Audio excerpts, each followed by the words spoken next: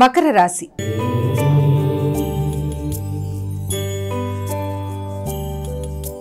అమ్మా, మకర రాశి వారికి ఎలా ఉంది ఈరోజు? మకర రాశి వాళ్ళకి వృత్తిపరమైన విషయాలలో కొన్ని కీలక నిర్ణయాలు తీసుకుంటారు. జీవిత భాగస్వామితో కలిపి మీరు తీసుకునే నిర్ణయాలు మీ భవిష్యత్తుకి పునాది వేసే అవకాశాలలాగా కనబడుతున్నాయి.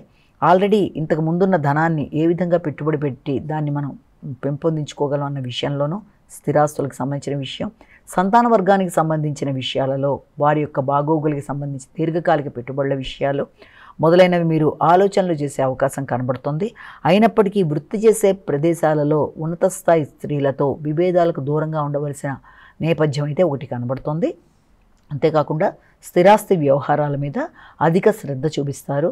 గృహ నిర్మాణ ప్రయత్నాల మీద అధిక శ్రద్ధతో ముందుకు వెడతారు. కుంభరాశి.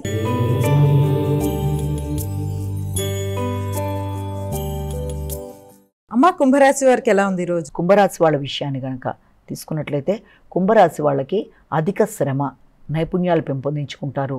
దూర ప్రదేశాలకు ప్రయాణాలు చేస్తారు.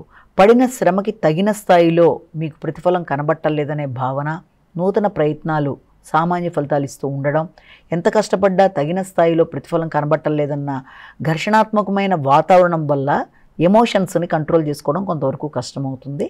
ముఖ్యంగా కుటుంబంలోని వ్యక్తులతో కూడా ఆ యొక్క చికాకు, ఘర్షణ అధికంగా చూపించినప్పటికీ కూడా తల్లిదండ్రులు కానీ కుటుంబంలోని వ్యక్తులు కానీ సరిపెట్టుకుంటూ ముందుకు వెళ్ళడానికి అవకాశం కనబడుతున్నప్పటికీ కూడా వీలైనంతవరకు భాగస్వామితో కూడా అభిప్రాయ భేదాలు రాకుండా జాగ్రత్త వహించాలి. మాట్లాడేటప్పుడు కానీ, నిర్ణయాలు తీసుకునేటప్పుడు కానీ, వాహనాలకు సంబంధించిన విషయాల్లో కానీ వీలైనంతవరకు మీరు జాగ్రత్తలతో ముందుకు వెళ్ళాలి. మీనరాశి.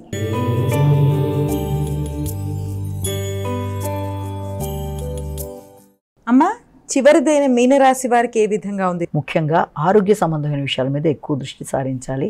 ముఖ్యంగా ఆకస్మికమైన ప్రయాణాలు కానీ, లేకపోతే ఆకస్మికమైన వాయిదాలు కానీ మానసిక ప్రశాంతతని తగ్గించే అవకాశం ఉంది కనుక వీలైనంతవరకు ఆ విషయంలో తగిన జాగ్రత్తలతో ముందుకు వెళ్ళాలి.